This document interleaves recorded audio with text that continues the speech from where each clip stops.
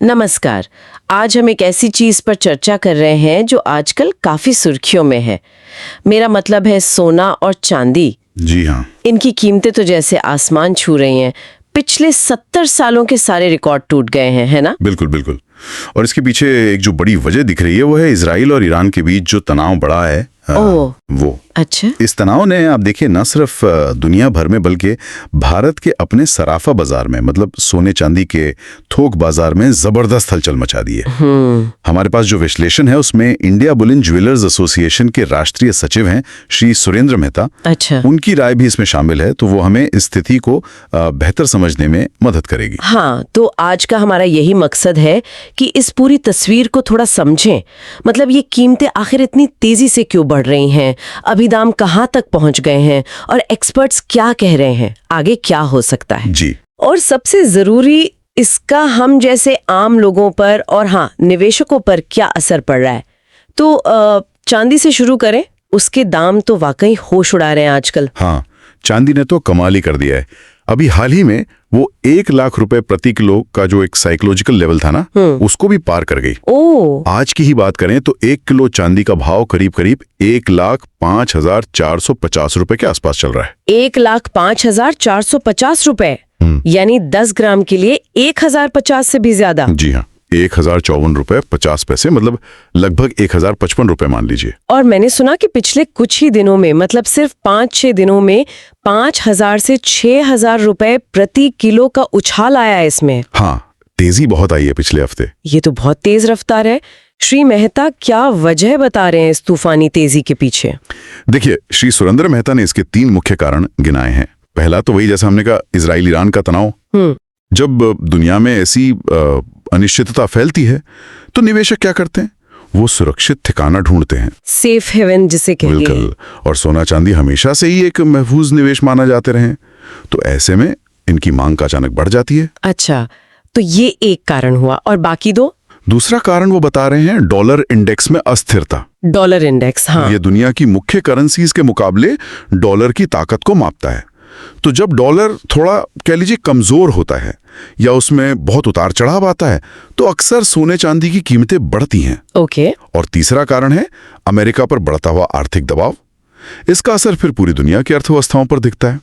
यानी global politics और global economy दोनों मिलकर इन धातुओं को महंगा बना रही हैं। क्या मेहता जी ने यह भी अंदाजा दिया कि इन तीनों में से फिलहाल सबसे ज्यादा असर किसका है? देखिए, विश्लेषण में सीधे तौर पर तो ये नहीं कहा गया कि कौन सा फैक्टर ज्यादा हावी है, लेकिन मौजूदा हालात को देखें तो लगता है कि ये जो जियोपॉलिटिकल टेंशंस है ना, हाँ, तनाव वाला, हाँ, उसने बाजार के सेंटीमेंट को शायद सबसे ज्यादा प्रभावित किया है, क्योंकि ये अनिश्चितता को बहुत तेजी से बढ़ाता है। सही बात है। हालांकि डॉलर की चाल और अमेरिकी अर्थव्यवस्था का दबाव वो भी लगातार बना हुआ है, और मेहता जी का अनुमान ये है कि ये तेजी अभी थमने वाली नहीं है।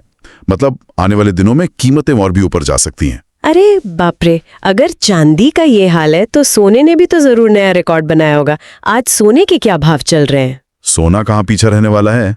आज 24 कैरेट सोना, यानी सबसे शुद्ध सोना, वो 1,01,830 रुपए प्रति 10 ग्राम के ऐतिहासिक स्तर पर पहुंच गया है। 1,01,830 प्रति 10 ग्राम? जी। इसी तरह 22 कैरेट वाला सोना, जो गहनों में ज्यादा इस्तेमाल होता है, वो भी 93,350 रुपए प्रति 10 ग्राम के आसपास है। 93,350? हाँ। और 18 कैरेट सोना करीब 76,380 रुपए पर ट्रेड हो रहा है। 76,380 रुपए, मतलब 1 लाख रुपए प्रति 10 ग्राम पार कर गया सोना। ये तो सच में बहुत बड़ी बात है। इसका तो सीधा असर उन घरों पर पड़ रहा होगा जहां शादी ब्याह की तैयारी चल रही है। बिल्कुल सही कहा आपने। पूरा बजट ही हिल गया होगा लोगों का। हाँ। ये कीमतें सही में आम आदमी की पहुंच से दूर होती जा रही हैं। कई लोगों के लिए, मतलब अपनी बेटी की शादी या कोई और जरूरी मौका हो, गहने खरीदना एक बहुत बड़ी चुनौती बन गया है। इसीलिए अब ये आवाज भी उठने लगी है कि सरकार को गहनों पर जो जीएसटी लगता है, हाँ, जीएसटी, उस पर कुछ राहत देनी चाहिए। या तो उसे कम करें या शायद कुछ समय के लिए हटाई दें। ये मांग तो जायज लगती है, खासकर ऐसे वक्त में।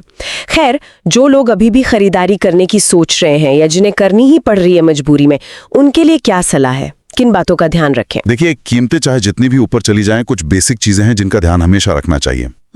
सबसे जरूरी है हॉलमार्क। हाँ, हॉलमार्क तो जरूरी है। हॉलमार्क देखकर ही ज्वेलरी खरीदें, ये उसकी शुद्धता की गारंटी है। दूसरा, हमेशा किसी भरोसेमंद और जाने माने ज्वेलर से ही खरीदें, अनजान जगह से ना लें। सही। और तीसरा, मेकिंग चार्जेस यानी बनवाई जो लगती है उसके बारे में पहले ही साफ साफ बात कर लें, ताकि बाद में कोई सरप्राइज न हो। हाँ, ये बनवाई भी अलग अलग होती हैं सब जगह। जी, अलग अलग ज्वेलर के मेकिंग चार्जेस अलग अलग हो सकते हैं। ये तो हुई खरीदार की बात। अब जरा निवेश के नजरिए से देखें, क्या इतनी ऊंची कीमतों पर भी सोना चांदी में निवेश करना समझदारी है? देखिए, निवेश का फैसला तो हमेशा लॉन्ग टर्म यानी लंबी अवधि को ध्यान में रखकर ही करना चाहिए। शॉर्ट टर्म में हाँ, उतार चढ़ाव आ सकते हैं, बिल्कुल। लेकिन अगर आप इतिहास देखें तो सोने चांदी ने लंबी अवधि में अक्सर अच्छा रिटर्न दिया है। एक उदाहरण है हमारे पास दिल्ली के रमेश जी का। अच्छा। उन्होंने पिछले साल जब सोना करीब 60,000 रुपए प्रति 10 ग्राम था तब निवेश किया था। 60,000 पर? हाँ, और आज वही 22 कैरेट वाला सोना 93,000 रुपए से भी ज्यादा का हो गया है। वाह, ये तो जबरदस्त फायदा हुआ रमेश जी को। जी, तो ये दिखाता है कि सही समय पर और लंबी अवधि के लिए अगर निवेश किया जाए तो वो कितना फायदेमंद हो सकता है। हाँ, ये तो है, लेकिन हर कहानी ऐसी नहीं होती होगी। मुंबई की प्रिया जी जैसे कई आम खरीदार भी तो हैं। बिल्कुल। जिनके लिए ये अचानक आई तेजी एक मुश्किल बन गई है। उन्हें अपनी जरूरत के लिए गहने खरीदने में शायद काफी दिक्कत आ रही होगी। बिल्कुल, ये सिक्के के दो पहलू हैं। एक तरफ निवेशक हैं जिन्हें शायद फायदा दिख रहा है, दूसरी तरफ आम खरीदार है जिसके लिए ये बढ़ती कीमतें एक बोझ बन गई हैं। ये स्थिति हमें दिखाती है कि कैसे दुनिया में कहीं कुछ होता है और उसका असर सीधा हमारी जेब पर पड़ता है। तो कुल मिलाकर हमने ये समझा कि कैसे मिडिल ईस्ट में तनाव, डॉलर की चाल और अमेरिकी अर्थव्यवस्था का दबाव, ये सब मिलकर सोने चांदी को रिकॉर्ड ऊंचाई पर ले गए हैं। जी। और विशेषज्ञों का मानना है कि ये रुझान शायद अभी जारी रह सकता है। हाँ, लगता तो यही है। और ये स्थिति हमें एक महत्वपूर्ण सवाल पर सोचने को मजबूर करती है। क्या? कि भविष्य में, खासकर अगर ये ग्लोबल अनिश्चितता बनी रहती है, तो निवेश के मौकों और आम आदमी की खरीदारी की क्षमता के बीच ये संतुलन कैसे साधा जाएगा? हाँ, ये तो सोचने वाली बात है। क्या ये कीमती धातुएं सिर्फ अमीरों की तिजोरी तक ही सिमट कर रह जाएंगे? ये एक बड़ा सवाल है जिस पर हमें सोचना होगा। वाकई ये एक अहम सवाल है। चलिए, आज की इस चर्चा में इतना ही।